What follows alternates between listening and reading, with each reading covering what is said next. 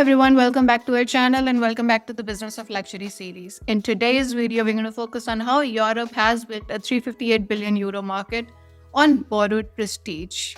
The European luxury houses have built a remarkable business model converting centuries of cultural prestige into a 358 billion annual tax on global aspiration. But with sales normalizing and ultra-wealthy consumers pivoting to experiences, and American and Chinese competitors emerging, the question becomes whether the Europe's monopoly on classy can endure or not. Let's first start with the business model, which is selling the European dreams. Here's a curious paradox. Europe's economy has stagnated for years, yet its luxury goods industry has tripled since 2000.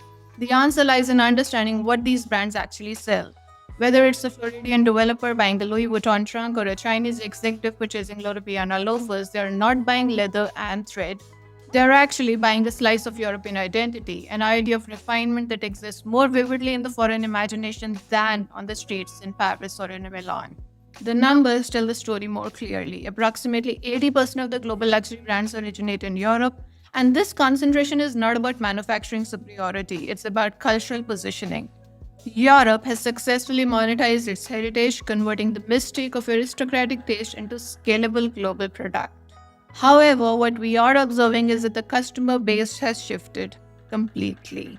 The transformation of luxury's customer base represents one of the most significant demographic shifts in the retail history. The industry that once addressed Milanese aristocrats and Parisian society now services an entirely different clientele.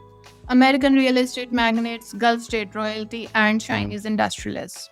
What's most striking out here is that how completely the Europeans have been priced out of their own luxury market. Relentless price increases have pushed Cartier jewelry and Fendi bags beyond the reach of Europeans' affluent middle class. The queues outside the Champs-Élysées boutiques are filled with tourists and not Parisians. Let's also talk about the scarcity illusion out here. Now, luxury brands have perfected the art of manufactured scarcity.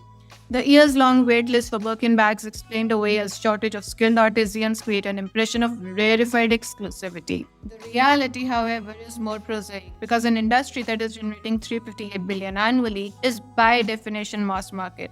Exclusivity is performance, but scale is the business model. Next, let's focus on the current signs of fatigue in the business model. Now, the luxury sector's internal language has shifted. Industry insiders speak of normalization, a euphemism for declining growth. There are two structural challenges that are emerging. First and foremost, the ultra-wealthy are increasingly directing their spending towards experiences rather than objects. Private travel, bespoke hospitality, curated adventures. Unlike the handbags, these purchases don't require European provenance. Secondly, competitors are emerging. American brands like Coach and Ralph Lauren have established footholds in the luxury's lower tiers, while Chinese companies are beginning to offer patriotic alternatives for the domestic consumers.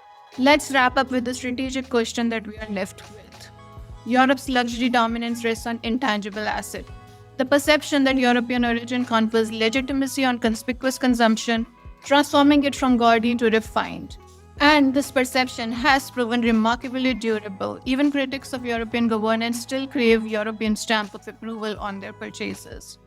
But tangible assets can erode. As Chinese and American brands develop their own luxury narratives and as wealthy consumers seek status through experience rather than products, Europe's prestige premium may lose its pricing power.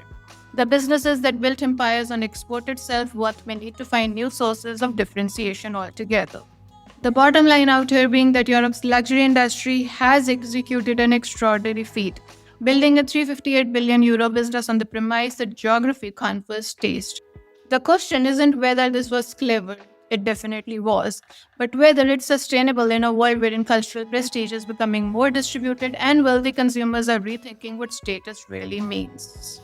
Now that's what we wanted to share with you in this video. Hope you've enjoyed this video. Stay tuned in for the next one in the Business of Luxury series.